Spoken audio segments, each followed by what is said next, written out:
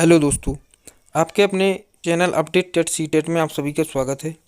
दोस्तों, हमने देखा विज्ञान का डीएलएड फर्स्ट सेमेस्टर का हमने देखा था पौधों में प्रजनन, जो कि आपका चैप्टर नंबर 3 था। तो दोस्तों, उसमें से हमने जो है 3 भागों में डिवाइड किया है उसको, क्योंकि चैप्टर बड़ा था। तो इसमें हम समझेंगे दोस्तों, आपके 2 पार्ट 1 और पार्ट 2 हमने जो डिस्कस करके अपलोड कर दिए हैं। फिर हम आज देखने वाले हैं पर परागण, और इस किस द्वारा जो है फैलता है परागण, क्या होता है। देखिए, पुष्प में पुंकेसर व स्त्री केसर दोनों मिलते हैं, परंतु फिर कुछ कारकों के कारण स्वयं परागण संभव नहीं हो पाता है। अब देखिए, किस किस द्वारा जो है परागकण एक दूसरे पुष्प पर और फैलते हैं और एक जगह से दूसरी जगह पहुंच जाते हैं। तो परागकण देखिए विभिन्न अवस्थाओं की सहायता से होता है। इसमें हम समझेंगे सबसे पहले वायु द्वारा, जो हवा द्वारा परागकण होता है।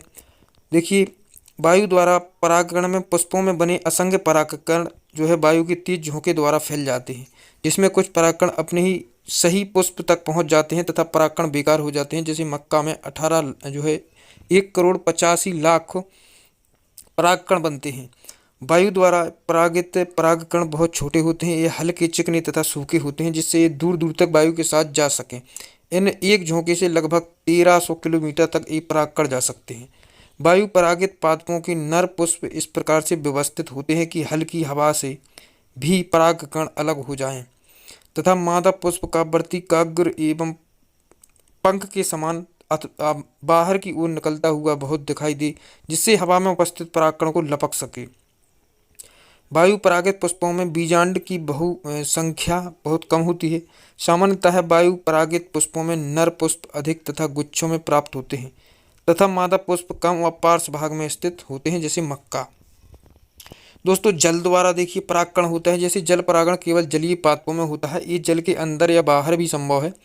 कुछ जलीय पादपों में वायु परागण यानी पेटोमोजीटोन तथा कीट परागण जैसे निम्फिया भी मिलता है। सेरेटोफिलम और जूस्टेरा आदि में जल परागण के अंदर अथवा जल निगमन में होता है।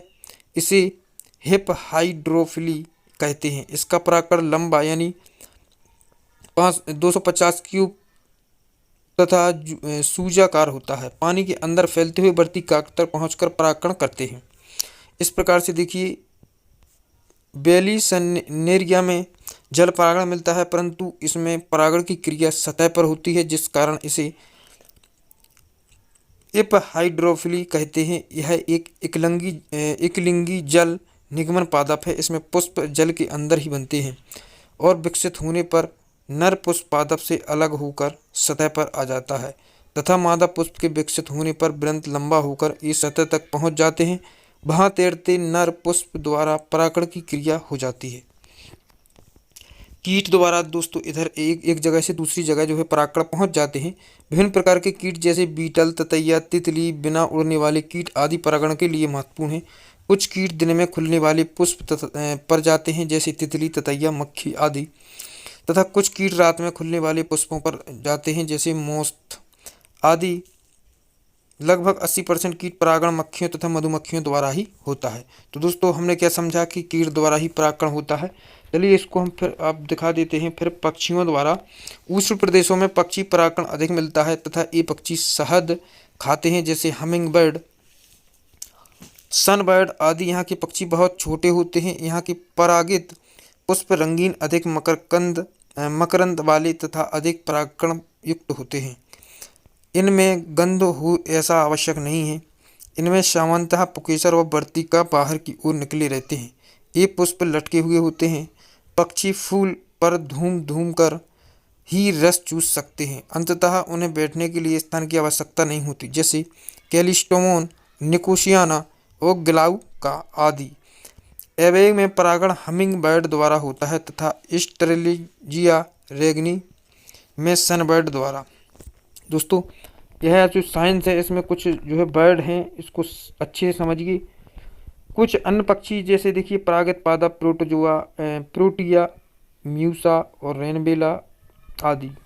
फिर देखिए घोंगा द्वारा आपका जो है यह फैलता है, जैसे एस्पीडिस्ट्रा लूरिडा तथा गुलदावरी से जो है घोंगे के चलने से बनी श्लेष्मा द्वारा परागण होता है।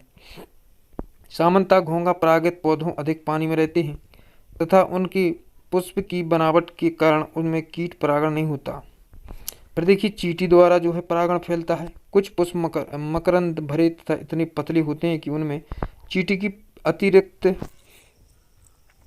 पुष्प नहीं घुस पाता है। ऐसे पुष्पों में चींटी सहजीवी के रूप में कार्य करती है, जिसकी वजह से उसे पुष्प से मकरंद मिलता है तथा वह बदले में पुष्प का परागकण कर देती है, जैसे कदम्ब।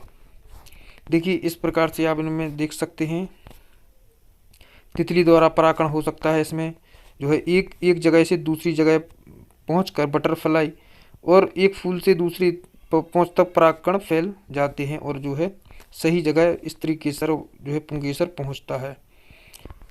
घोंघे द्वारा दोस्तों देखिए अब बीजों का प्रकीर्णन किस द्वारा होता है।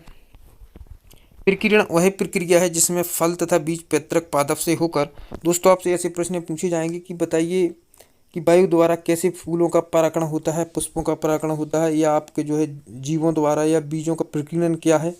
तो यह सब आपसे पूछ सकता है एग्जामिनर। देखिए जिसमें फल तथा बीज पैतृक पादप से पृथक होकर दूर तक बिखर जाते हैं। बहुत से पुष्पीय पादप मिट्टी में मजबूती से लगे रहते हैं, अतः इन्हें अपने बीजों को दूरस्थ स्थानों पर भेजने के लिए कुछ विधियों की आवश्यकता होती है।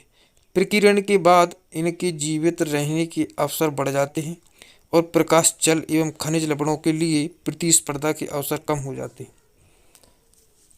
फलों एवं बीजों के प्रकीर्णन की निम्न विधियां हैं। जैसे वायु द्वारा बीजों के प्रकीर्णन के लिए हवा सबसे महत्वपूर्ण कारक है, जो जीवों को पैतृक पौधों से काफ़ी दूर तक ले जाती है। इस प्रकार से बीजों में निम्नलिखित लक्षण पाए जाते हैं। जैसे बीज सूक्ष्म तथा हल्के होते हैं।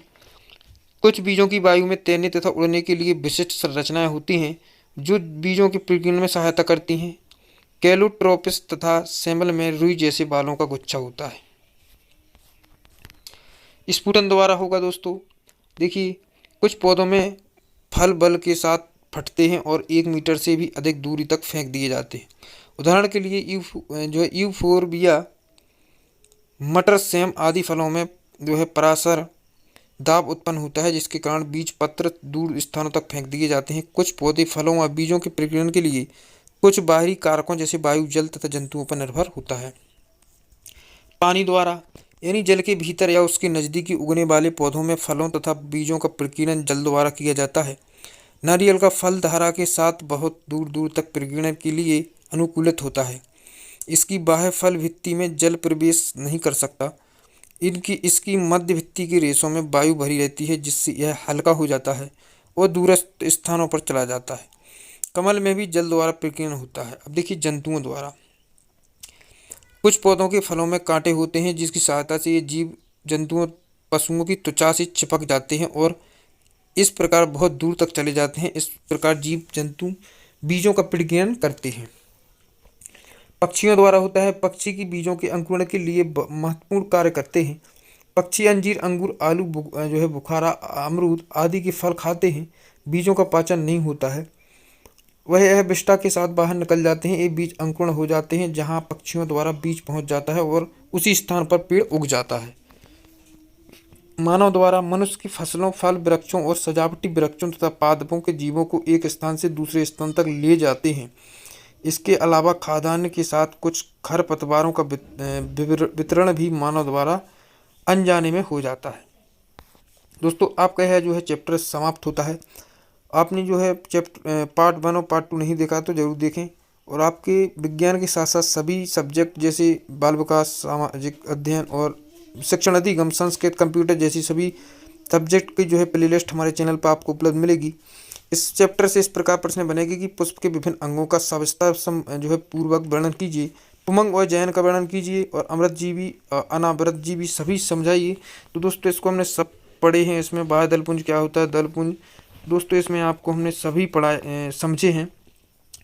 अब देखिए अनावृतजीवी पौधे का अन्य नाम क्या होता है। तो दोस्तों इसको आप समझिए, 4 ऑप्शन में से कोई एक ऑप्शन है। तो इसमें से आपका बिना खोल वाले पौधे, नग्न बीजी पौधे और खुले बीज वाले पौधे। तो इसमें से ऊपर एक सभी होगा। पुष्प के अंग में आते हैं तो दोस्तों क्या आते हैं, पुमंग, आप जो है पुमंग या बाह्यदल पुंज और जयांग। तो इसमें भी दो पुष्प के अंग में क्या आता है, सभी, यानी उपरोक्त सभी भी आपका सही होगा। कीड़ों में आकर्षित करने का कार्य कौन करता है दोस्तों, दल या दलपुंज या परिदलपुंज, जयांग। तो इसमें दलपुंज होगा।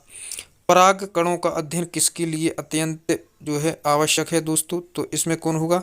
आपका एलर्जी और अपराध विज्ञान के लिए।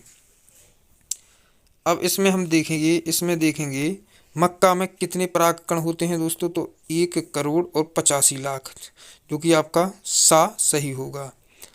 अब देखिए अवृत्त पौधों में क्रोमोसोम्स की संख्या कितनी होती है दोस्तों? इसमें आपका बी ऑप्शन सही हो जाएगा। तो इस प्रकार से आपके प्रश्न बनेंगे। दोस्तों मैं आशा करूँगा आपको यह चैप्टर समझ आ गया होगा। तो दोस्तों इस प्रकार आपके हम चैप्टर नंबर 4 को भी डिस्कस करेंगे। दोस्तों विज्ञान जो है आपकी, इसमें ऐसे ऐसे शब्द हैं जिसको समझना इतना आसान नहीं, इसलिए इसको अच्छे से समझें। एक बार नहीं तो 2 बार में समझें और इससे विचलित ना हो, क्योंकि विज्ञान भी सब्जेक्ट है, इसको पढ़ना अनिवार्य है डीएलएड के लिए। क्योंकि आपको पता होगा किसी भी सब्जेक्ट में किसी कारणवश अगर बैक आता है तो बहुत समस्याएं झेलनी पड़ती हैं। तो दोस्तों हम फिर इसी प्रकार मिलते हैं अगले वीडियो में। जब तक अपनी पढ़ाई को जारी रखिए और खुश रहिए, अपने परिवार को भी खुश रखिए। Thank you.